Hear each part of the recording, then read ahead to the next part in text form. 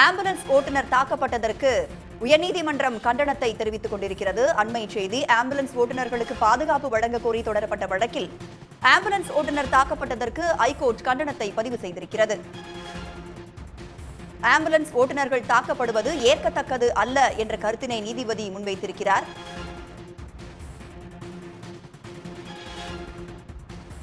Ambulance ஓட்டுநர் தாக்கப்பட்டதற்கு உயர்நீதிமன்றம் கண்டனத்தை பதிவு செய்திருக்கிறது. அண்மை செய்தியை நாம் பார்க்கிறோம். குறிப்பிட்ட அரசியல் கட்சிகள் மட்டுமே ஆம்புலன்ஸ் ஊழியர்களை தாக்குவதாக அரசு தரப்பிலிருந்தும் விளக்கம் அளிக்கப்பட்டிருக்கிறது.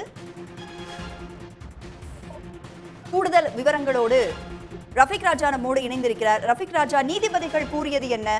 அரசு தரப்பிலிருந்து என்னென்ன வாதங்கள் முன்வைக்கப்பட்டது? விவரங்கள்.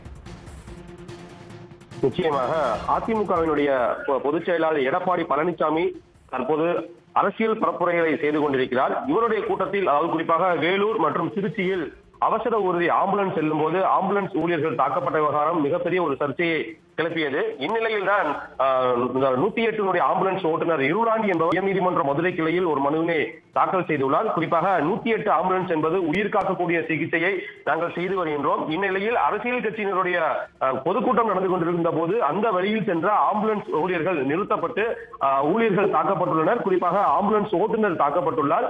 இந்த சம்பவம் வேலூரில் நடைபெற்றது. அதனைத் தொடர்ந்து திருச்சியிலும் நடைபெற்றது.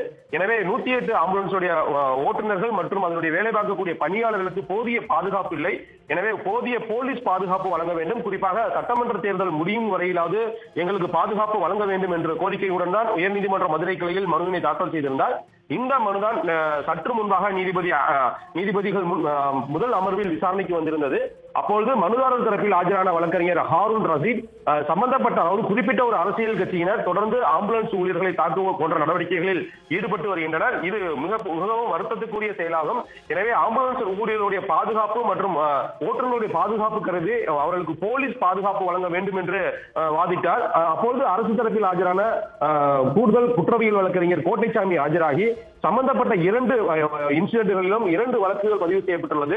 குறிப்பிட்ட நபர்கள் கைது செய்யப்பட்டு காவல்துறை, தமிழக அரசு உரிய நடவடிக்கை எடுக்கப்பட்டுள்ளது என தெரிவித்திருந்தனர். அதைத் தொடர்ந்துதான் நீதிபதிகள் தெரிவித்த கருத்தில் 108 ஆம்புலன்ஸ் ஊழியர்கள் தாக்கப்படுவது என்பது ஏற்கத்தக்கது அல்ல.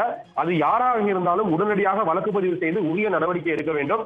இது மட்டுமல்லாமல் மனுதாரரின் கோரிக்கை என்பது மிகப்பெரிய கோரிக்கையாக உள்ளது. எனவே இந்த வழக்கை பொறுத்தவரை டிஜிபி தான் பதில் மனு தாக்கல் செய்ய வேண்டும். ஏனென்றால் தமிழகத்தில் உள்ள அனைத்து காவல்துறையினருக்கும் அவர்தான் அறிவுறுத்தலை வழங்கக்கூடிய ஒரு அதிகாரியாக இருக்கிறார். எனவே இந்த வழக்கில் என்ன நடவடிக்கை எடுக்கப்பட்டுள்ளது, என்ன நடவடிக்கை எடுக்க உள்ளனர் என்பது குறித்து தமிழக காவல்துறை தலைவர் பதில் மனு தாக்கல் செய்ய உத்தரவிட்டு வழக்கு விசாரணையை ஒத்தி வைத்துள்ளார்.